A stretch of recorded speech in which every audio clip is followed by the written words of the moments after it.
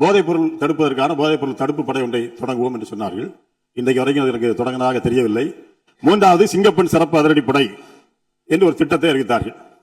அதை இன்றைக்கு தொடங்கி வைத்திருக்கின்றார்கள் மாண்புமிகு முதலமைச்சர் அவர்கள்.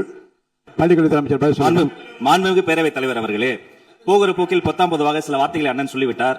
போதைப் பொருள் தடுப்பு நடவடிக்கை குறித்து அண்ணன் கேட்டார். அவருக்கான பதிலாக ஜூன் மாதம் 3ஆம் தேதி தொடங்கி 16ஆம் தேதிக்குள் 473 போதைப் பொருள் தொடர்பான வழக்குகள் பதிவு செய்யப்பட்டு 672 போதைப் பொருள் ரவுடிகள் கைது செய்யப்பட்டு நான் இங்கு பேசிக் கொண்டிருக்கிற இதே வேளையிலே தமிழ்நாடு முழுக்க திக்கெட்டும் திசையிட்டும் 38 மாவட்டங்களில் கைப்பற்றப்பட்ட சுமார் 10,56,00,000க்கும் அதிகமான போதைப் பொருட்களை எல்லாம் கொட்டி அழித்து எரித்து போதை சாம்ராஜ்யம் மாண்புமிகு முதல்வரின் ஆட்சியில் வேரோடும் வேரடி மண்ணோடும் ஒழிக்கப்பட்டுக் கொண்டிருக்கிறது.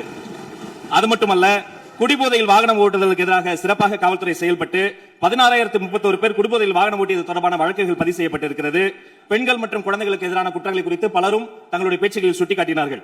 சிங்கப்பெண் சிறப்பு படை என்பது வரலாற்று சிறப்புமிக்க பொன்னெழுத்துக்களால் பொறிக்கப்பட வேண்டிய ஒரு மாபெரும் முயற்சி.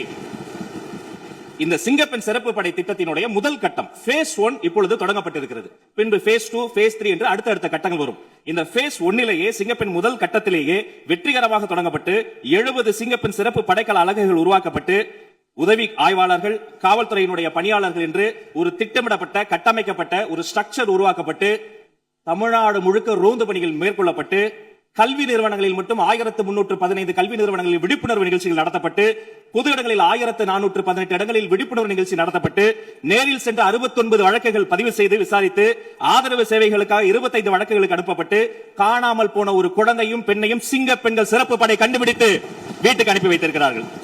அது மட்டுமல்ல, கடந்த 15-20 நாட்களுக்குள்ளாக சற்றொப்ப 1328 நினைவு சரியாக இருக்குமானால் அந்த குற்றவாளிகளாம் அடையாளம் காணப்பட்டு உடனடியாக கைது செய்யப்பட்டு பிணையில் ஜாமீனில் வெளிவர முடியாத பிடியாணை பிறப்பிக்கப்பட்டு சற்றொப்ப 2500 சொச்சம் அந்த சீரியல் அஃபெண்டர்ஸ், அதாவது 18 குற்றவாளிகளை எல்லாம் உடனடியாக பிடித்து கிட்டத்தட்ட 4000க்கும் அதிகமான சமூக விரோதிகளை சிறைச்சாலையில் தள்ளியிருக்கிறது தமிழ்நாடு காவல்துறை என்பதை இதன் மூலமாக தெரிவித்துக் கொள்கிறேன்.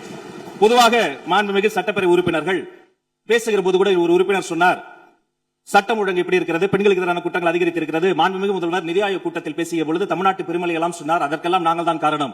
ஆம், சரியாக சொன்னீர்கள். இந்த தமிழ்நாட்டில் சீரழிந்திருக்கிற போதை பழக்கத்திற்கும் சட்ட ஒழுங்கு பிரச்சனைகளுக்கும் இதற்கு முன்னால் ஆண்டவர்களும் ஒரு காரணம் என ஒப்புதல் வாக்குமூலத்தை கொடுத்திருக்கிறது என்றையும் சுட்டிக்காட்டி மீண்டும் சொல்கிறேன், சரித்திர சிறப்பு வாய்ந்த சிங்கப்பெண்கள் சிறப்பு படை சிறகடித்து பறக்கிறார்கள். பொறுத்திருந்து பாருங்கள், வெயிட் அண்ட் வாட்ச். தமிழ்நாட்டினுடைய சட்டம் ஒழுங்கு இந்தியாவிலே சிறந்த மாநிலமாக இந்த சிறப்பு படை மாற்றி